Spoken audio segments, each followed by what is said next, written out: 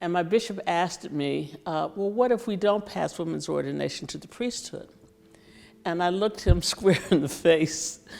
I had a lot of chutzpah, I guess, and said, well, it's going to happen. When something happens, it takes a requisite amount of time for something that's new to become something that is normalized. It's going to take longer and longer for it to seem, normal around the world, probably. But 50 years is a good start.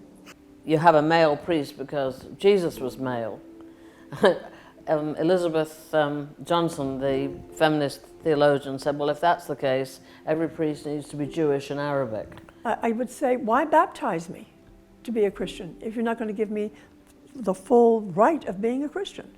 And when the altar party came in, the person vested and ready to as celebrant was a woman, and I just, my tears, just kind of flowed because I'd never seen that before. Ordination of women 50 years ago allowed me to see that there was an option for ordination, that God could call women. That minister part never would have occurred to me if I hadn't seen a woman in that role. The ordination of women had not yet passed our General Convention, and indeed the Philadelphia 11 had not been ordained yet. When my pastor, my priest, and the members of my church were excited to have this young black woman in their midst, and they began to raise the issue of ordination to me. It was as if God was priming the pump to get me ready for the call. I was one of the first female acolytes in the Southern Diocese of Virginia. It was an opening up of what my true calling could be. And there's not a time I can remember in which my church didn't have a woman as a priest. So it was never a question for me. So it never was a question of giving up or not trying or wondering where the strength or stamina would come. It just was there.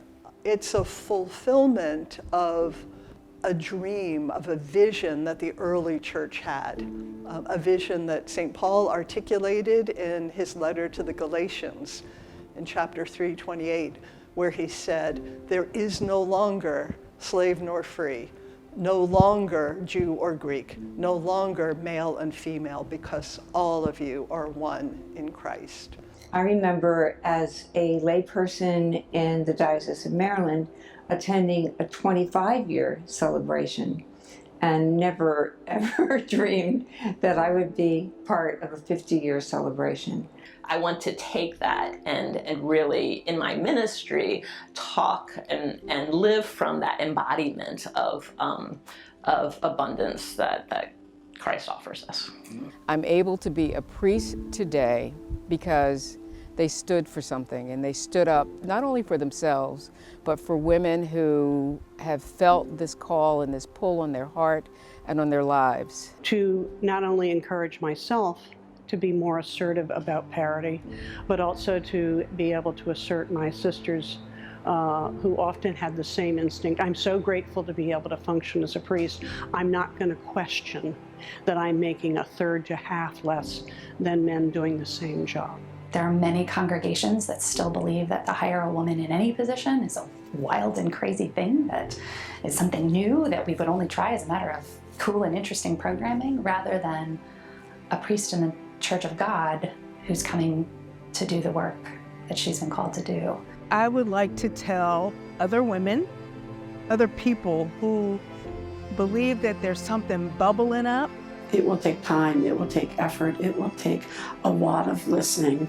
Prepare to be surprised. See where that bubbling might take you. It might take you to be a priest.